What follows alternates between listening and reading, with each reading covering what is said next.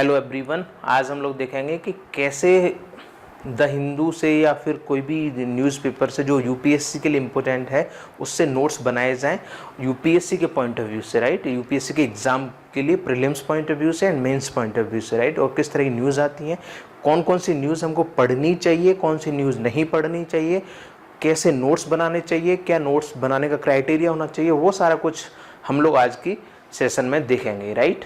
तो देखो, सबसे पहले देखते हैं यूपीएससी के पॉइंट ऑफ व्यू से कौन से दो न्यूज़पेपर जो मैं देखता हूं वो इम्पोर्टेंट है। वो तो है, एक तो है द हिंदू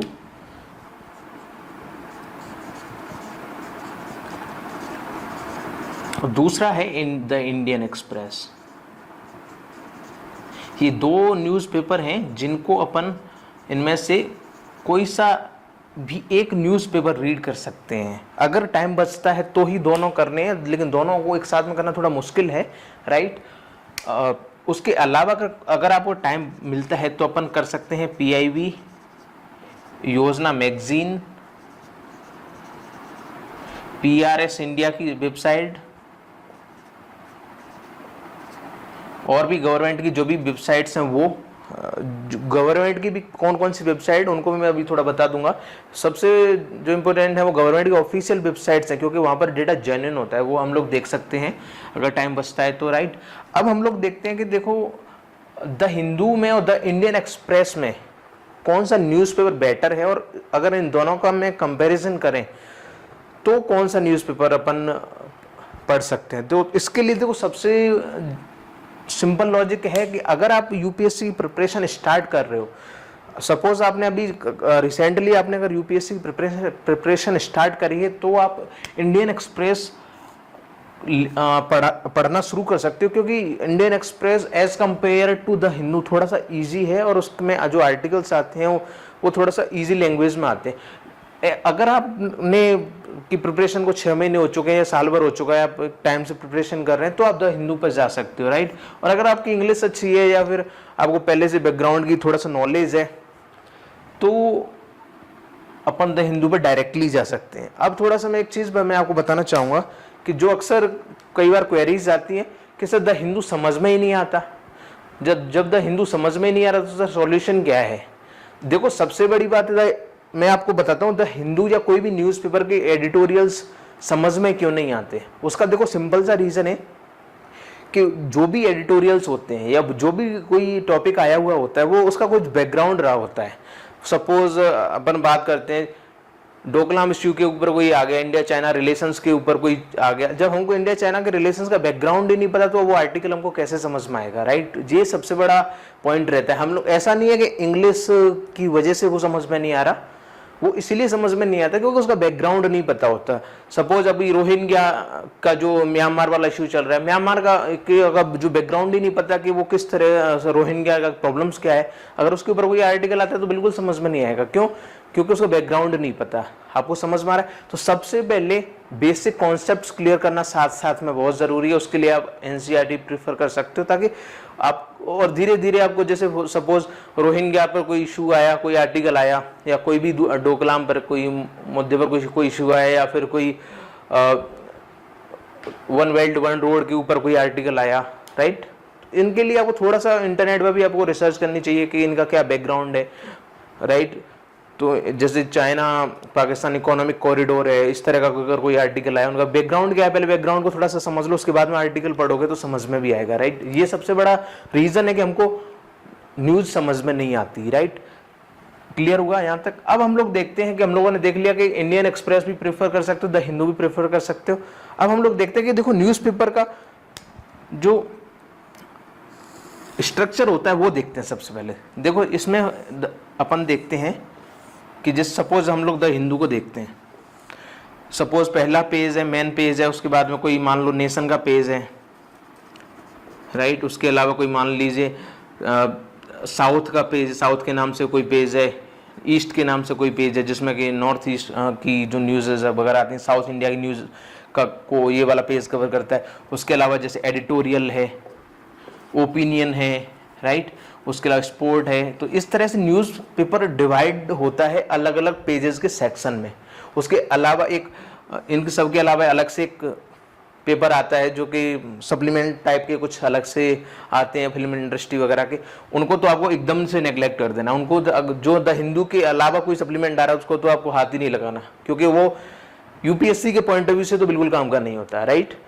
अब हम लोग देखते हैं इसमें भी अगर देखते हैं तो इतना बड़ा न्यूज़पेपर होता है, कम टाइम में कवर कैसे करना है। तो देखो सबसे जो इंपॉर्टेंट पेज होते हैं वो है द हिंदू के द एडिटोरियल एंड ओपिनियन। ये जो सबसे पहले जो आपको न्यूज़पेपर में जो पढ़ना है वो इन दोनों पेजेस को पढ़ना है। ये 7वें 8वें नंबर के आसपास होगा, या 8वां 9वां नंबर हो सकता है, 7वां 8वां नंबर होगा। इन दोनों पेजेस को, और इन पे ही इंपॉर्टेंट आर्टिकल आते हैं, इन दोनों पेजेस को आपको अच्छे से देखना है, राइट। अब बात करते हैं इसके अलावा क्या देखना है। मान लीजिए एडिटोरियल भी हमने कवर कर लिया, ओपिनियन भी पेज भी हमने कवर कर लिया, हमने कुछ आर्टिकल्स कवर कर लिए। उसके अलावा भी दूसरे पेजेस में जैसे साइंस टेक का कुछ आ गया, फॉर एग्जांपल क्लाइमेट चेंज से कोई रिलेटेड कोई न्यूज़ आ गई, साइंस एनवायरनमेंट से कोई आ गई, साइंस टेक से कोई आ गई, सपोज डिफेंस से रिलेटेड कुछ आ गया, राइट। कोई सैटेलाइट लॉन्च हुई, पीएसएलवी से जीएसएलवी से रिलेटेड कुछ आ गया, वो सारा कुछ भी कवर करना है रेगुलर बेसिस पर, राइट। क्योंकि जो साइंस का पार्ट होता है वो भी, उसमें भी लेटेस्ट में देखते हैं तो डिफेंस से रिलेटेड क्वेश्चंस आते हैं, नई टेक्नोलॉजी से रिलेटेड क्वेश्चन आते हैं, राइट। आईटी सेक्टर से रिलेटेड नई टेक्नोलॉजी को लेकर क्वेश्चंस आते हैं। ये सारा कुछ तो एक न्यूज़पेपर का सेगमेंट है। हम लोगों ने देखा कौन कौन से पेजेस होते हैं। अब हमको पढ़ना कैसे है, और पढ़ना है तो पढ़ने के बाद में नोट्स कैसे बनाने हैं और कम टाइम में ज़्यादा आउटपुट कैसे निकालना है, वो हम लोग अभी देखते हैं। देखो सबसे पहला काम क्या करना है, जैसे ही न्यूज़पेपर आए, न्यूज़पेपर आने के बाद आपको सबसे पहले आर्टिकल टिक करने। सपोज आपको यहाँ कोई न्यूज़ मिल गई, फर्स्ट पेज पे आपको ये टिक कर देनी है। सपोज सेकंड पेज पे यहाँ पर कोई न्यूज़ मिल गई, यहाँ पर कोई इंपॉर्टेंट न्यूज़ मिल गई, यहाँ पर कोई न्यूज़ मिल गई, आपको सबसे पहले वो आर्टिकल्स टिक करने हैं, आर्टिकल्स टिक करने। अब हमको ये कैसे पता लगेगा कि कौन से आर्टिकल हमारे लिए इंपॉर्टेंट है और कौन से आर्टिकल हमारे लिए इंपॉर्टेंट नहीं है, वो हम लोग देखते हैं। सबसे पहले जो हमारे लिए इंपॉर्टेंट आर्टिकल है वो है, आपको अगर कहीं पर भी गवर्नमेंट स्कीम दिखे,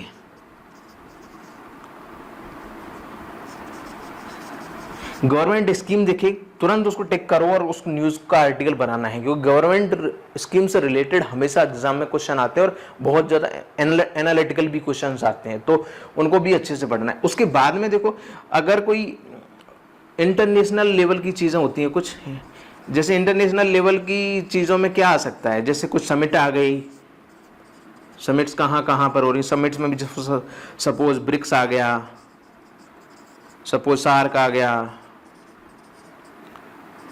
सपोज एशियन आ गया, राइट। तो इस तरह की जो समिट्स होती हैं, उसके अलावा जैसे समिट्स आ गई, उसके अलावा अपना मोदी जी अपना, या जो भी अपना देश का प्रधानमंत्री है, वो कहाँ पर विजिट करने गए हैं, उन देश से इंडिया के क्या रिलेशंस है, वो रिलेशन पर अगर कोई आर्टिकल आ रहा है तो वो अपने को देखना है, राइट।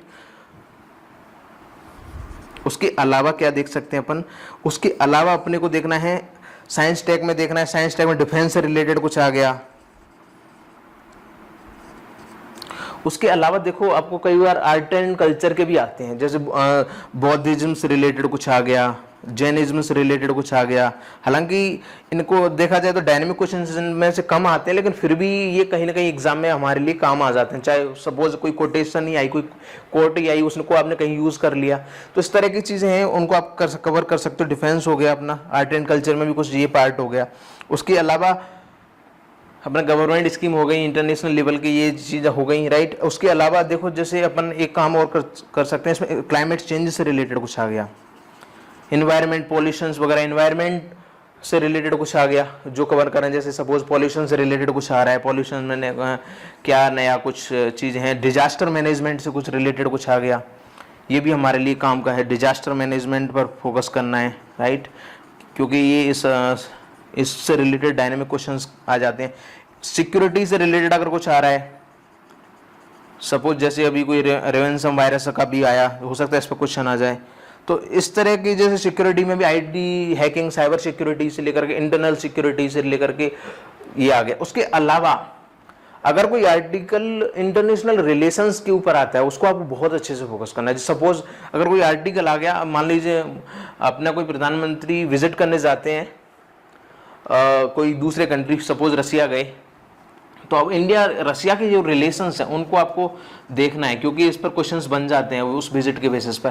तो इस बहाने से अपना रिलेशन, इंटरनेशनल रिलेशंस पे भी अपनी पकड़ बन जाती है, राइट। तो ऐसे कर करके देखोगे ना, जब आप यूपीएससी के प्रीवियस ईयर के पेपर देखोगे ना, तो ज़्यादातर क्वेश्चंस डायनेमिक हैं, करंट अफेयर से ओरिएंटेड क्वेश्चंस हैं। और आपको अगर न्यूज़पेपर आपने अगर अच्छे से कर लिया और डेली बेसिस पर आप अगर उसको ट्रैक कर रहे हो, तो बहुत कुछ आपको आंसर राइटिंग में लिखने के लिए कंटेंट मिल जाता है, राइट। स्टैटिक चीज़ें तो अपन पढ़ सकते हैं, कोई बड़ा इशू नहीं है, लेकिन जो डायनेमिक चीजें उन पर एनालिसिस करना वो ज्यादा इंपॉर्टेंट है। अब थोड़ा सा देख लेते हैं उसके अलावा क्या कर सकते हैं करंट अफेयर्स के लिए और अपने एनालिटिकल अप्रोच बनाने के लिए। उसके बाद में मैं आपको बताऊंगा नोट्स कैसे बनाने हैं द हिंदू से। उससे पहले थोड़ा सा ये देख लेते हैं अपन और क्या कवर कर सकते हैं। अपन ने देख लिया गवर्नमेंट स्कीम, इंटरनेशनल लेवल की चीजें हो गई, राइट। और अगर कोई भी देश के कोई प्रेसिडेंट है या कोई भी अपना प्रधानमंत्री जी, राइट, प्राइम मिनिस्टर या कोई भी मिनिस्टर, अगर कोई जैसे कोई और भी मिनिस्टर होते हैं, कोई जैसे कोई दूसरे मिनिस्टर कहीं दूसरी कंट्री के किसी समिट में पार्टिसिपेट किया, उनको भी अपन देख सकते हैं। उसके अलावा देखो टीवी सीरियल्स की अगर बात करते हैं, टीवी प्रोग्राम्स की अगर बात करते हैं, तो कौन कौन से प्रोग्राम्स हम इसमें कवर कर सकते हैं जो हमारे लिए काम के हैं। सबसे पहले हमको किसी दूसरे चैनल पर नहीं जाना, यूपीएससी के पॉइंट ऑफ व्यू से एक ही चैनल इंपॉर्टेंट है, वो है राज्यसभा टीवी। राज्यसभा टीवी के देखो, अगर आप हिंदी मीडियम से हो, अगर आप हिंदी की न्यूज़ आपको अगर अच्छी लगती है, तो आपको दो प्रोग्राम देखने, तो यह देश देशांतर, और अगर आप हिंदी मीडियम से तो एक देश देशांतर और एक है सरोकार, उसको भी देख सकते हो, राइट। दोनों आप हिंदी मीडियम से। अगर आप इंग्लिश मीडियम से हो या आपको इंग्लिश में पसंद है, तो आप बिग पिक्चर के नाम से प्रोग्राम आता है। ये इन प्रोग्राम्स में एक्चुअली होता क्या है, देखो इन प्रोग्राम्स में सपोज अगर ट्रिपल तलाक, 3 तलाक से का कोई मुद्दा है, उस मुद्दे को ले लिया, उस मुद्दे को लेकर के ये इसमें पैनल होता है 4-5 लोगों का, वो आपस में डिस्कशन करते हैं, कुछ नेगेटिव पॉइंट्स रखते हैं, कोई अपने व्यूज रखते हैं, कोई अपोजिट व्यूज रखते हैं, तो उनका व्यूज मिला करके आपको अपने व्यूज बनाने का मौका मिलता है। क्योंकि आंसर में भी अपने को वही लिखना होता है, सोशल पॉइंट ऑफ व्यू से उसका आंसर लिखना है, इकोनॉमिक पॉइंट ऑफ व्यू से उसका आंसर लिखना है, राइट। उसकी इंटरनेशनल लेवल पर उसकी इशू की क्या चीज़ें हो सकती हैं, क्या मुद्दा हो सकता है, उसकी आपको एनालिटिकल अप्रोच मिलती है इन प्रोग्राम से। आप देखो यहाँ पर न्यूज़पेपर आप पढ़ सकते हो, न्यूज़पेपर से भी आपकी एक अंडरस्टैंडिंग बन जाती है, लेकिन आपको जो एनालिसिस करने की जो कैपेसिटी बढ़ती है वो इन प्रोग्राम से बढ़ती है। तो इन प्रोग्राम्स को डेली तो देखना नहीं होता आपको, जैसे सपोज, और ये इनके लिए आपको जरूरी नहीं है टीवी देखो, आप यूट्यूब पर भी अवेलेबल है, यूट्यूब पर आपको राज्यसभा टीवी पर ये सारा कुछ अवेलेबल है, रेगुलर बेसिस पर अपडेट होते रहते हैं। यहाँ तक क्लियर हुआ। अब हम लोग देखते हैं नोट्स कैसे बना सकते हैं। ये तो रहा हम लोगों ने देखा टॉपिक कौन कौन से कवर कर सकते हैं और कौन से कवर करने हैं हमको टॉपिक। अब इन नोट्स बनाने का वे देखते हैं जो कि हमारे लिए बहुत ज़्यादा इंपॉर्टेंट है, और अक्सर स्टूडेंट्स बहुत कंफ्यूज होते हैं इसमें कि नोट्स कैसे बनाएं, और अगर बनाएं तो एक ऐसे नोट्स कैसे बनाएं जिनका रिवाइज करना आसान हो। सबसे पहले देखो आपको नोट्स, सपोज बहुत से लोग बोलते हैं कि ये काट के रख लो क्लिप्स या न्यूज़ वगैरह काट के रख लो, ऐसा बिल्कुल भी नहीं करना, क्योंकि कभी भी रिवाइज नहीं कर पाओगे। अपने को सिर्फ या तो देखो न्यूज़ को देख करके अगर आपको कोई आर्टिकल लग रहा है कि हाँ 1-2 दिन में आपको इसको कहीं यूज़ कर सकते हो, तो आपको उसको डिजिटल फॉर्मेट में कहीं सेव कर लो, तो आप उसको यूज़ ले सकते हो। अदरवाइज आप उसको काट करके या काट छाट करके आपने कुछ बना के रख लिया, तो उसको आपको यूज़ नहीं ले पाओगे। अब हम लोग देखते हैं सबसे पहले न्यूज़पेपर के नोट्स बनाने के लिए आपने उसको डिवाइडेशन कर सकते हैं। आपने सपोज बुकलेट बना रखी है अलग अलग उसकी, सपोज आपने बुकलेट बना रखी है, जैसे एक बुकलेट बना रखी है आपने आईआर की, एक साइंस टेक की, आईआर मतलब इंटरनेशनल रिलेशंस, एक साइंस टेक की बना रखी है, और एक सपोज आपने बना रखी है गवर्नमेंट स्कीम्स की, राइट। आपने एक बुकलेट बना रखी है सपोज इकोनॉमिक्स की या इकोनॉमी की, राइट। अब इन पर नोट्स कैसे बनेंगे, या इसमें अपन इकोनॉमिक सर्वे भी कंसीडर कर सकते हैं, इनमें नोट्स कैसे बने। तो सपोज आईआर आपने अलग अलग ही सारी बुकलेट है। अब एक बुकलेट में आपने क्या किया कि ये एक बुकलेट है, इस बुकलेट के पहले पेज पर आपको इंडेक्स बनानी है, ये आपकी इंडेक्स हो गई, राइट। अब आईआर पर सपोज इंडिया रसिया का रिलेशन आया, इंडिया रसिया का रिलेशन का कोई टॉपिक आया, आपने न्यूज़पेपर में देखा, और आपने उस इंडिया रसिया के रिलेशंस का आपने एक टॉपिक बना दिया, इंडिया रसिया रिलेशंस, उसके अंडर में आप न्यूज़ लिखते जा रहे हो। सपोज आपने 8 सितंबर को कुछ न्यूज़ आ गई, 9 सितंबर को कुछ न्यूज़ आ गई, उसके बाद में आपको 24 अक्टूबर को कोई न्यूज़ आई, तो आपको सेम बेस पर अपडेट करना है। 7 सितंबर को करना है, 9 सितंबर को करना है, फिर 24 अक्टूबर को करना है। और उस जो डेट को आप लिख रहे हो उसका पेज नंबर, सपोज इसका पेज नंबर है 24, उस पेज को आप इंडेक्स में लिख दो कि आईआर में जो इंडिया रसिया का रिलेशन है वो 24 पेज नंबर पर है। 24 से अब आप 2 पेज इसमें छोड़ दो, 24 से आपने मान लो सपोज 26 तक ये पेज छोड़ दिए, तो 24 से 26 तक आईआर है आपके पास में इंडिया रसिया का रिलेशंस का। अब आप जब भी बुकलेट खोलोगे तो क्या होगा कि आपको पता चल जाएगा कि हाँ मेरे को इंडिया रसिया के रिलेशंस देखने। ऐसा नहीं करना, रेंडमली नहीं बनाने। आपको अगर कोई फर्दर कोई न्यूज मिल रही है 2 महीने बाद में, तो आपको फिर सेम बेस पर अपडेट कर देना। जब आप रिवाइज करोगे तो जब इंडिया रसिया के रिलेशंस देखोगे तो आपको क्या समझ में आएगा कि हाँ 8 सितंबर को ये हुआ था, 9 सितंबर को ये हुआ था, 24 अक्टूबर को ये हुआ था, उसके बाद में ये हुआ, ये उसके बाद में ये अपडेट हुआ, उसके बाद में ये एग्रीमेंट साइन हुआ। क्योंकि आप उसको रेगुलर ट्रैक कर रहे हो और अपडेट करो। जब आप वो रिवाइज करोगे तो बहुत आसान हो जाएगा। बोलोगे कि हाँ ये तो मेरे को बहुत आसान लग रहा है, सब कुछ समझ में आ रहा है, क्योंकि मैंने एक बहुत मैनेज वे में बनाया है, राइट। ऐसे बुकलेट बनानी, और आपको अलग अलग बुकलेट भी यूज कर सकते हो। आपको सपोज आपको आईआर की बुकलेट आपकी पूरी हो गई, भर जाती है, तो आप दूसरी छोटी बुकलेट बना सकते हो, उसमें यही सेम प्रोसेस आगे कंटिन्यू कर सकते हो। इससे क्या होगा, आपके अलग अलग बुकलेट्स भी बन जाएंगी और रिवाइज करने के लिए आपको बहुत ज़्यादा आसानी हो जाएगी। कॉम्प्लेक्स नहीं होगा और कॉम्प्लेक्सिटी नहीं होगी चीज़ों की। अब सपोज अगर आप यूपीएससी की प्रिपरेशन स्टार्ट कर रहे हो और आपको नहीं पता कि भाई मेरे को हिंदू का बैकग्राउंड ही नहीं पता, न्यूज़ का बैकग्राउंड नहीं पता, तो आप हमारे यूट्यूब चैनल पर आ सकते हो। हेल्पोसिस के नाम से सब्सक्राइब करना है तो आप कर लीजिए, जिससे कि आपको ऑटोमेटिकली अपडेट आ जाया करेगा। हम लोगों का जो है आपको डेली द हिंदू का एनालिसिस आपको मिलेगा हमारे channel per day. Morning time में हम लोग एनालिसिस खुद करते हैं और उसका फिर एक वीडियो तैयार करते हैं उन न्यूज़ को एक्सट्रैक्ट करके, कौन सी न्यूज़ इंपॉर्टेंट है और कौन सी न्यूज़ हमको आज पढ़नी है और उस न्यूज़ का क्या एनालिसिस होता है। उस सपोज आपको वो टॉपिक समझ में नहीं आ रहा तो हम उसका एक बैकग्राउंड बताते हैं, पहले बैकग्राउंड बताने के बाद में फिर उस न्यूज़ का एनालिसिस बताते हैं कि आज के आर्टिकल में क्या है। इससे आपको आर्टिकल पढ़ने में भी मजा आएगा। उसके बाद में आप अगर हमारे एक बार वो वीडियो देखते हो, उसके बाद में अगर आप वो न्यूज़ खुद पढ़ते हो तो बहुत मजा आएगा और समझ में भी आएगा, राइट। क्लियर हुआ यहाँ तक? तो मेरे हिसाब से आपको समझ में आ गया होगा नोट्स बनाने का तरीका और एक वे। उसके अलावा अगर आपको कोई डाउट है, कोई क्वेश्चन है, तो आप कमेंट सेक्शन में पूछ सकते हो। आपको किसी भी तरह की क्वेरी है और आपको अगर कोई सजेशन देना है, फीडबैक देना है, वो भी आप कमेंट सेक्शन में दे सकते हो, राइट। तो अभी के लिए इतना ही। Thank you very much.